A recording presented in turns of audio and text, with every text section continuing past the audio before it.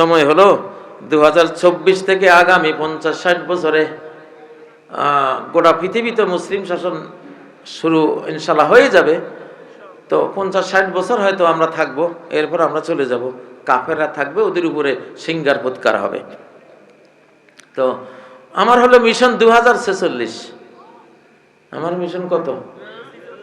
2046। এর মধ্যে সারা পৃথিবী ইসলামের আওতায় আসবে, সারা পৃথিবীর 7 মহাদেশ মুসলিম হয়ে যাবে, সারা পৃথিবীতে ইসলামী রাজত্ব কায়েম হয়ে যাবে। ইমাম মাহদী আশা করি ততদিনে এসে খেলাফত সাম্রাজ্য কায়েম করবেন। ঈসা আলাইহিস সালামও আশা করি চলে আসবেন। মিশন 2046। 24 থেকে 23 বছর, 24 থেকে 23 বছরে 46 হয়। নবীজি 23 বছরে অর্ধ পৃথিবী দিয়ে গেছেন, বুঝেন না? উনি 23 বছরে কত? অর্ধ পৃথিবী দিয়ে গেছেন। আর বাকি অর্ধেক পৃথিবী দখল করতে 23 বছরে লাগবে ইনশাআল্লাহ। নবুয়তের শুরু আর শেষ একরকম। শুরুটা যেমন 23 ছিল, শেষটাও কত? ইনশাআল্লাহ 23 হবে। এটা ওয়াজ কয়েকদিন থেকে করতেছি, মিডিয়ায় আছে, আপনারা এর হাদিসটাও জানে নিয়েন, আয়াত পড়ছে সেটাও জানে নিয়েন, হয়তো হুজুরে পাইছে, সব জায়গায় কই না। এখন কথা হলে উৎসাহিত হইতে হবে, ঠিক না বে ঠিক? ও ভাইয়েরা, কোরআন দিয়া গোটা দুনিয়া বদলায় ফেলামু আমরা। সারা দুনিয়াতে কোনো জুলুম অত্যাচার, কোনো মব, কোনো খুন খারাপি, কোনো গুম, এসব কিছু এখন আর রাখা হবে না ইনশাআল্লাহ। তবে ওই সময়টা আসা পর্যন্ত বন জঙ্গল সাফ করতে হবে, আবর্জনা সাফ করতে হবে। হবে কিনা? পচা গলা মানুষ যেগুলির হেদায়েত নাই, যেগুলি এখনো বলে আমার কি দোষ, হাজার হাজার মানুষ খুন করিয়া গোটা একটা মুসলিম দেশ বেঈমানদের হাতে তুলে দিয়া 36 লক্ষ কোটি টাকা চুরি করিয়া কত আলিম ওলামারে ফাঁসি দিয়া কত অপরাধ কত পাপ করিয়া এখনো বলে আমার কি দোষ। মন শুদ্ধা আলকাতরা হয়ে গেছে যাদের, যারা নিজেদের কোনো দোষ বুঝবার ক্ষমতা নাই, এগুলি আর দুনিয়াতে থাকবে না। আল্লাহ এই জাতীয় মানুষগুলি থেকে এই দুনিয়ারে পবিত্র করে দেবেন। এগুলি হলো আলুর বস্তার পচা আলু, পেঁয়াজের বস্তার পচা পেঁয়াজ। পচাগুলি যদি থাকে, ভালো গুলিও নষ্ট হবে। এই জন্য আল্লাহ তাআলা কি করবেন? এগুলি থেকে দুনিয়াটাকে পরিষ্কার করে দেবেন।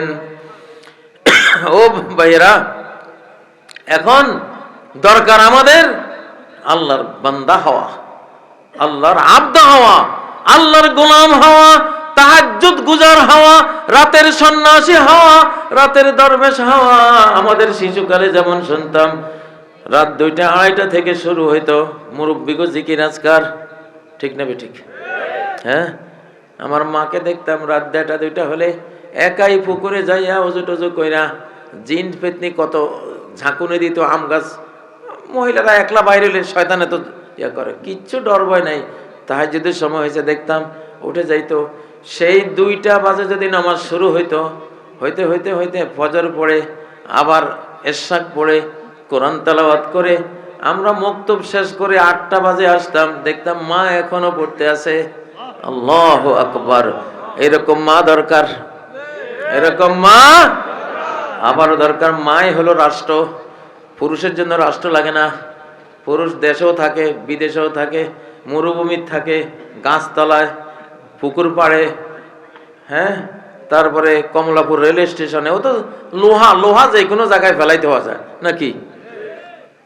গদ্দুয়ার লাগে, কেসি গেট লাগে, বন্দুক লাগে, হেফাজতে আলমারি লাগে। কার জন্য? স্বর্ণের জন্য। মা জাতি হলো স্বর্ণ। মা জাতি কি? স্বর্ণ। ও ভাইয়েরা, যেই জাতি এই যুগে, এই 2025, এই যে এখন একটা সময় চলছে, যেই জাতি মা জাতিকে হেফাজত করবে, সেই জাতির হাতে গোটা পৃথিবী আল্লাহ তুলে দেবেন। আল্লাহ তাআলা গোটা মুসলিম জাহানের মধ্যে 2021 সালে সব রাষ্ট্রের আগে ছাত্রদের হাতে রাষ্ট্রটা তুলে দিয়েছেন। কেন? মূল কারণ কি? মূল কারণ হলো মা জাতির যত সেফ রাখে, যত হিজাবে রাখে, যত সুন্দর বোরকা পরায়, যত ঢিলা ঢালা ড্রেস পরাইয়া তারা রাখে, সারা পৃথিবীর বুকে এত পর্দা, এত হিজাব, এত বোরকা কোন জাতির মধ্যে নাই। মা জাতির জন্য রাষ্ট্র। পৃথিবীতে পিতৃভূমি নাই, মাতৃভূমি, মাতৃভূমি, মায়ের দেশ, মায়ের ভূমি, মায়ের দেশ, মাদার ল্যান্ড। ফাদার ল্যান্ড আছে দুই একটা, সারা পৃথিবীতে মাদার ল্যান্ড আছে, ফাদার ল্যান্ড নাই। মাদার ল্যাঙ্গুয়েজ আছে, ফাদার ল্যাঙ্গুয়েজ আসেনি নাই। ও ভাইয়েরা, সবচেয়ে বেশি মা জাতিকে ওরা উলঙ্গ করে দিয়েছে, হলিউড বলিউডে ছেড়ে দিয়েছে। সারা পৃথিবীর নারীদেরকে তারা নষ্ট করেছে, তাদের নারীদেরকে তারা নষ্ট করেছে। আল্লাহ তাআলা এত ক্রোধান্বিত তাদের উপরে, বললেন তোদের কোনো রাষ্ট্রই দিব না, নারীর জন্য তো ঘর দিয়েছি।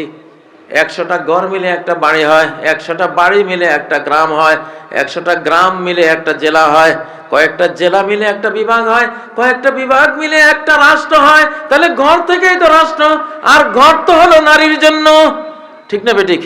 লা তুখরিজুহুন্না মিন বুয়ুতিহিন্না, নারীদেরকে তাদের ঘর থেকে তোমরা বের করে দিও না। ঘরের জন্মই তো নারীর জন্য, ঠিক না বেঠিক? ঠিক না বেঠিক? তা নারীকে যদি তুমি সবসময় একবারে বাইরে এইভাবে ঠেলে দাও, গছাড়া করে দাও, তাইলে তো তোমারে আমি ঘর, যে ঘর দিয়ে রাষ্ট্র তৈরি হয়, তোরে সে রাষ্ট্র কেন দেব আমি? তোর রাষ্ট্রের দরকার নাই। এই জন্য সবচেয়ে বেশি রাষ্ট্রহীন জাতি হল 20,000 কিলোমিটারের ছোট্ট দূরে আছে, এটাও এখন যায় যায় মুমূর্ষু অবস্থা, ঠিক না বেঠিক? আল্লাহু আকবার। এই যুগে সারা বিশ্ব থেকে আল্লাহ তাআলা মহাদেশগুলি নিয়ে আপনাদেরকে দেবে, মুসলমানদেরকে দেবে। আল্লাহ জানে ঢাকা বিশ্ববিদ্যালয় হিজাব পরায়, বোরকা পরায় কারা? যে ছাত্ররা। আল্লাহ তো গোটা বিশ্ববিদ্যালয় তাদেরকে দিয়ে দিছে যে আমার এই নারী, আমার এই ফিমেল, আমার বান্দিগুলিরে এরা সেভ করুক, ঠিক না ঠিক? আপনি কয়টা বিশ্ববিদ্যালয় নেবেন, সবগুলির একই হাল।